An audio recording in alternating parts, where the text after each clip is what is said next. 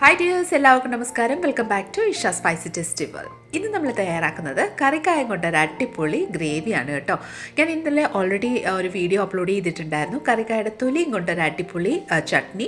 അപ്പോൾ അതേ കറിക്കായം കൊണ്ടാണ് നമ്മൾ ഇന്ന് ഒരു അടിപൊളി ഗ്രേവി തയ്യാറാക്കുന്നത്. ഈ ഒരു ഗ്രേവി നമുക്ക് ചോറിൻ്റെ ഒപ്പവും ചപ്പാത്തിയുടെ ഒപ്പവും എന്തിൻ്റെ ഒപ്പം സൂപ്പർ ടേസ്റ്റിയാണ് കേട്ടോ. അപ്പോൾ തീർച്ചയായിട്ടും ഈ റെസിപ്പി നിങ്ങൾ എല്ലാവരും വീഡിയോ സ്കിപ്പ് ചെയ്യാതെ കണ്ടോളൂ. കണ്ടതിന് ശേഷം നിങ്ങളുടെ ഫീഡ്ബാക്ക് എന്നിൽ അറിയിക്കാൻ മറക്കല്ല്. അപ്പോൾ നമുക്ക് നോക്കാം ഈ ഒരു കറി എങ്ങനെയാണ് തയ്യാറാക്കുന്നത്. അപ്പോൾ നമ്മുടെ ഈ ഒരു ഗ്രേവി തയ്യാറാക്കാനായിട്ട് ഞാൻ 3 മീഡിയം സൈസുള്ള നമ്മുടെ കറിക്കായ എടുത്തിട്ടുണ്ട് കേട്ടോ. ഇനി നമുക്ക് ഇത് നന്നായിട്ട് വാഷ് ചെയ്തതിന് ശേഷം ഇതിൻ്റെ തൊണ്ടെല്ലാം റിമൂവ് ചെയ്തെടുക്കാം. കറിക്കായുടെ തോലെല്ലാം റിമൂവ് ചെയ്തതിന് ശേഷം ഒരു കുക്കറിലോട്ട് ഏകദേശം ഈ ഒരു വലുപ്പത്തിൽ നമുക്ക് ഒന്ന് കട്ട് ചെയ്ത് ചേർത്ത് കൊടുക്കാം. കറിക്കായ നമ്മൾ ഈ ഒരു വലുപ്പത്തിൽ ജസ്റ്റ് ഒന്ന് കട്ട് ചെയ്തതിന് ശേഷം ഇതിലോട്ട് 1 ഗ്ലാസ് വെള്ളം ചേർത്ത് കൊടുക്കാം കേട്ടോ. അതിനുശേഷം ഒരു 1/4 ടീസ്പൂൺ മഞ്ഞൾപ്പൊടി, ഒരു 1/2 ടീസ്പൂൺ ഉപ്പും കൂടെ ചേർത്ത് ലിറ്റിട്ട് ക്ലോസ് ചെയ്ത് നമുക്ക് ഇത് ഒരു 2 വിസിൽ വരുന്നിടം വരെ ഒന്ന് വെയിറ്റ് ചെയ്യാം കേട്ടോ. അധികം വിസിലടിക്കേണ്ട ആവശ്യമൊന്നുമില്ല, ജസ്റ്റ് ഒരു 2 വിസിൽ മതി കേട്ടോ. ഒരു 2 വിസിൽ വന്നതിന് ശേഷം കുക്കർ നന്നായിട്ട് തണുത്തിട്ടുണ്ട്. നമുക്ക് ലിറ്റ് ഓപ്പൺ ചെയ്ത് നോക്കാം. നമ്മുടെ വാഴയ്ക്ക, അതായത് നമ്മുടെ കറിക്കായ ഇവിടെ നന്നായിട്ട് കുക്കായിട്ടുണ്ട്. വെള്ളമെല്ലാം സ്ട്രെയിൻ ചെയ്ത് നമുക്കൊരു ബൗളിലോട്ട് ഒന്ന് ട്രാൻസ്ഫർ ചെയ്ത് കൊടുക്കാം.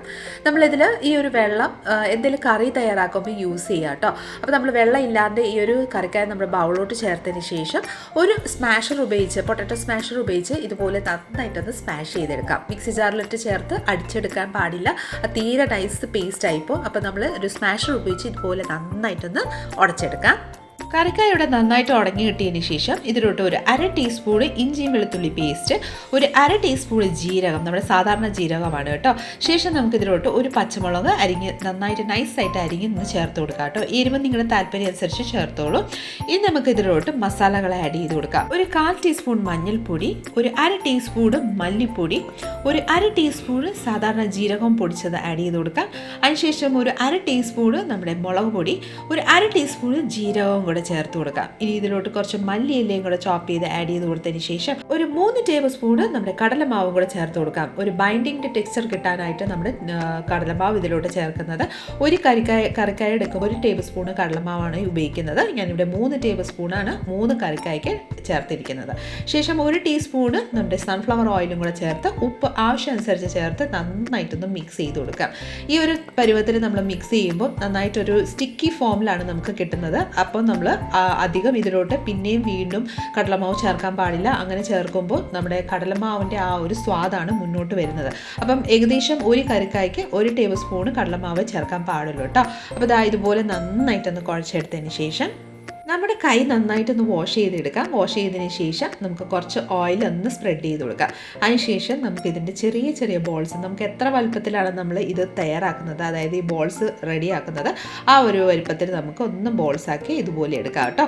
അല്ലെങ്കിൽ അതേ രീതിയിൽ നമുക്ക് ഓയിൽ ചേർത്താലും കുഴപ്പമൊന്നുമില്ല. ഞാൻ ഇതുപോലെ ഒന്ന് ഉരുട്ടിയെടുക്കുന്നുണ്ട്. നമുക്ക് ഓയിലൊന്ന് ഫ്രൈ ചെയ്തെടുക്കാം. അതിനായി ഒരു കടായിലോട്ട് ഓയിൽ ആവശ്യത്തിന് ചേർത്ത് നന്നായിട്ടൊന്ന് ചൂടായതിന് ശേഷം ഇതുപോലെ ഓരോന്ന് ചേർത്ത് കൊടുക്കാം കേട്ടോ. അപ്പോൾ ഇത് ഒരു വാഴയ്ക്കയുടെ കോഫ്തയാണ് തയ്യാറാക്കി ആവുന്നത്. നമ്മൾ കോഫ്തയാണ് തയ്യാറാക്കുന്നത് കേട്ടോ. ഇതുപോലെ ഞാൻ ബാക്കിയെല്ലാം കൂടെ ചേർത്ത് ഇനി നമുക്ക് തിരിച്ചും മറിച്ചും നല്ലൊരു ക്രിസ്പി ടെക്സ്ചർ ആവുന്നിടം വരെ നമുക്കൊന്ന് ഫ്രൈ ചെയ്തെടുക്കാം കേട്ടോ. അപ്പം നമ്മുടെ കോഫ്ത അല്ലെങ്കിൽ ആ ഒരു കറിക്കായുടെ ബോൾസ് ഇവിടെ നന്നായിട്ട് ഫ്രൈ ആയിട്ട് റെഡി ആയിട്ടുണ്ട് കേട്ടോ. നമുക്ക് ഓയിലിൽ നിന്ന് ഒരു പ്ലേറ്റിലോട്ട് ഒന്ന് ട്രാൻസ്ഫർ ചെയ്ത് കൊടുക്കാം. അപ്പോൾ നമ്മുടെ ബോൾസ് എല്ലാം നമ്മൾ ഇവിടെ ഫ്രൈ ചെയ്ത് ഒരു പ്ലേറ്റിലോട്ട് സെർവ് ചെയ്തിട്ടുണ്ട്. ശേഷം ഞാൻ ഓയിൽ ജസ്റ്റ് ഒന്ന് മാറ്റി വെച്ചതിന് ശേഷം കടായിൽ ഏകദേശം ഒരു 2 to 3 ടേബിൾ സ്പൂൺ ഓയിൽ മാത്രം ഞാൻ ബാക്കി വെച്ചിട്ടുണ്ട് കേട്ടോ. ഇനി നമുക്ക് ഇതിലോട്ട് ഒരു 1/2 ടീസ്പൂൺ ജീരകം ഒന്ന് ചേർത്ത് കൊടുക്കാം. ജീരകം ഒന്ന് പൊട്ടി വരുമ്പോഴത്തേക്ക് ഒരു 2 വത്തലമുളക് അതും കൂടെ ഞുറുക്കി നമുക്ക് ഇതിലോട്ടൊന്ന് ആഡ് ചെയ്ത് കൊടുക്കാം. ആ ഒരു വത്തലമുളകും കൂടെ പൊട്ടി വരുന്ന സമയം കൊണ്ട് ഒരു 1/4 ടീസ്പൂൺ നമ്മുടെ കായപ്പൊടിയും കൂടെ ചേർത്ത് കൊടുക്കാം കേട്ടോ. അതിനുശേഷം 1 ടേബിൾ സ്പൂൺ നമ്മുടെ ഇഞ്ചിയും വെളുത്തുള്ളി പേസ്റ്റും കൂടെ ആഡ് ചെയ്ത് ആ ഒരു ഇഞ്ചിയും വെളുത്തുള്ളി പേസ്റ്റിൻ്റെ പച്ചമണം മാറുന്നിടം വരെ നമുക്ക് നന്നായിട്ടൊന്ന് വഴറ്റി കൊടുക്കാം. നമ്മുടെ ഇഞ്ചിയും വെളുത്തുള്ളിയുടെ പച്ചമണം മാറിയതിന് ശേഷം ഞാൻ ഇവിടെ ഒരു 3 മീഡിയം സൈസ് സവോള നമ്മുടെ ചോപ്പറിലോട്ട് ആഡ് ചെയ്ത് നന്നായിട്ട് നൈസായിട്ട് ചോപ്പ് ചെയ്തിട്ടുണ്ടായിരുന്നു കേട്ടോ. നിങ്ങളുടെ കയ്യിൽ ചോപ്പർ ഇല്ലെങ്കിൽ നൈഫ് വെച്ച് ഇതുപോലെ നൈസായിട്ട് ചോപ്പ് ചെയ്തെടുത്തുള്ളൂ കേട്ടോ. ഞാൻ പെട്ടെന്ന് ചെയ്യാൻ വേണ്ടിയിട്ടാണ് ഇങ്ങനെ ചെയ്തിരുന്നത്. അപ്പോൾ നന്നായിട്ടൊന്ന് വഴറ്റി കൊടുക്കാം. ലൈറ്റ് ഒരു ഗോൾഡൻ ഷെയ്ഡ് ആവുന്നിടം വരെ നമുക്കൊന്ന് വഴറ്റിയെടുക്കാം. അപ്പോൾ നമ്മുടെ സവോള ഇവിടെ നന്നായിട്ടൊന്ന് വഴണ്ട് വന്നിട്ടുണ്ട് കേട്ടോ. ഇനി നമുക്ക് മസാലകൾ ആഡ് ചെയ്യാം. ഒരു 1/4 ടീസ്പൂൺ മഞ്ഞൾപ്പൊടി, 1 table spoon Kashmiri chilli powder ഞാൻ ഇവിടെ ആഡ് ചെയ്യുന്നുണ്ട്.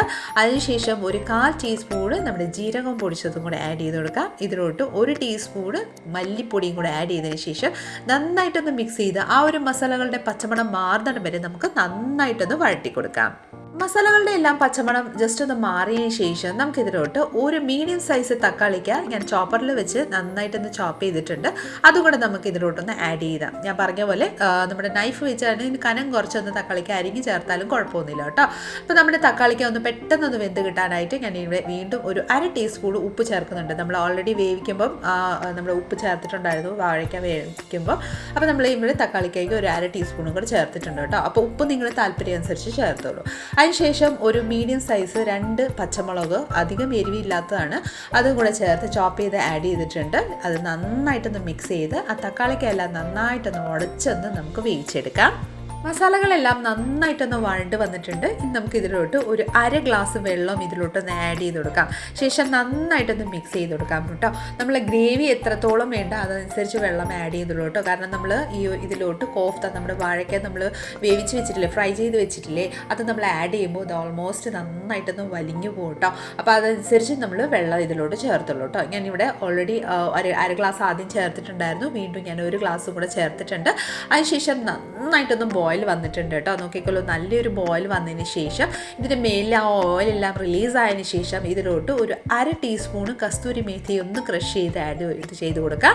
അതിനുശേഷം കുറച്ച് മല്ലിയിലയും കൂടെ ചോപ്പ് ചെയ്ത് ആഡ് ചെയ്ത് കൊടുക്കാം. ഇനി നന്നായിട്ടൊന്ന് മിക്സ് ചെയ്ത് കൊടുക്കാം കേട്ടോ.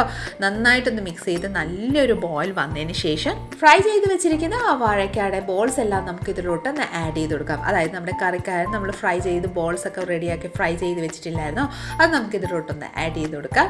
ഇതിലോട്ട് ആഡ് ചെയ്തതിന് ശേഷം നമുക്ക് നന്നായിട്ടൊന്ന് മിക്സ് ചെയ്ത് കൊടുക്കാം കേട്ടോ. നന്നായിട്ടൊന്ന് മിക്സ് ചെയ്ത് കൊടുത്തോളൂ. അപ്പോൾ പതിയെ മിക്സ് ചെയ്യാവുള്ളൂ, കാരണം ഇത് നല്ല സ്മൂത്ത് ആയിട്ടുള്ളതാണ്. നമ്മൾ ആ ഒരു ഗ്രേവിയിലോട്ട് ആഡ് ചെയ്യുമ്പോൾ നല്ല സോഫ്റ്റ് ടെക്സ്ചറിലായിട്ട് മാറിപ്പോകും കേട്ടോ. അതുകൊണ്ട് നന്നായിട്ടൊന്ന് സോഫ്റ്റായിട്ടൊന്ന് മിക്സ് ചെയ്ത് കൊടുക്കാം. നന്നായിട്ട് ഇതുപോലെ ഒന്ന് മിക്സ് ആയതിനു ശേഷം നമുക്കൊരു 2 മിനിറ്റ് ഇതുപോലെ ഒന്ന് കുക്ക് ചെയ്തെടുക്കാം കേട്ടോ. ഞാൻ ഓൾറെഡി പറയാൻ വിട്ടുപോയിട്ടുണ്ടായിരുന്നു, നമ്മൾ വെള്ളം ആഡ് ചെയ്യുമ്പോൾ ചൂട് വെള്ളം ആഡ് ചെയ്തുള്ളൂ കേട്ടോ. അപ്പോൾ പെട്ടെന്ന് നല്ല ആ ഗ്രേവിയുടെ ആ ഒരു ഫ്ലേവർ മാറിപ്പോവാണ്ടിരിക്കും കേട്ടോ. അപ്പോൾ ഓൾമോസ്റ്റ് നമ്മൾ കറിയൊക്കെ തയ്യാറാക്കുമ്പോൾ ചൂടുവെള്ളം ഉപയോഗിക്കാൻ ഒന്ന് ശ്രദ്ധിച്ചുള്ളൂ കേട്ടോ. അപ്പോൾ നന്നായിട്ട് ബോയിലായിട്ടുണ്ട്. നമുക്ക് ഇതൊന്ന് ഫ്ലെയിം ഓഫ് ചെയ്യാം. ഫ്ലെയിം ഓഫ് ചെയ്തതിന് ശേഷം ഒരു സർവിങ് ബൗളിലോട്ട് സർവ് ചെയ്ത് കൊടുക്കാം കേട്ടോ. ഇപ്പോൾ ഓൾമോസ്റ്റ് അത് നന്നായിട്ടൊന്ന് കുറുകി കിട്ടിയിട്ടുണ്ട്. കുറച്ചുകൂടെ കഴിയുമ്പോൾ നന്നായിട്ടൊന്ന് കുറുകി വരും കേട്ടോ. അതാണ് നമ്മുടെ ഈ ഒരു സ്പെഷ്യൽ കറിയുടെ ഒരു സ്പെഷ്യൽ ടെക്സ്ചർ. അപ്പോൾ സൂപ്പർ ഡൂപ്പർ ടേസ്റ്റി ആയിട്ടുള്ളൊരു നമ്മുടെ ഈ ഒരു കറി, അതായത് നമ്മുടെ പച്ചക്കറിക്കായം കൊണ്ട് തയ്യാറാക്കിയിരിക്കുന്ന അടിപൊളി ഗ്രേവി ഇവിടെ റെഡി ആയിട്ടുണ്ട്. കോഫ്താന്ന് പറയും കേട്ടോ. അത്രയ്ക്ക് ടേസ്റ്റി ആയിട്ടുള്ളൊരു റെസിപ്പിയാണ്. നിങ്ങൾ ഒരു തവണ തയ്യാറാക്കി നോക്കിക്കോളൂ, നിങ്ങൾ ഇറച്ചിയും മീൻകറി എല്ലാം മറന്നു പോകട്ടോ. അത്രയ്ക്ക് ടേസ്റ്റി ആയിട്ടുള്ളൊരു റെസിപ്പിയാണ്. അപ്പോൾ തീർച്ചയായിട്ടും എല്ലാവരും ഒന്ന് ട്രൈ ചെയ്ത് നോക്കിക്കോളൂ.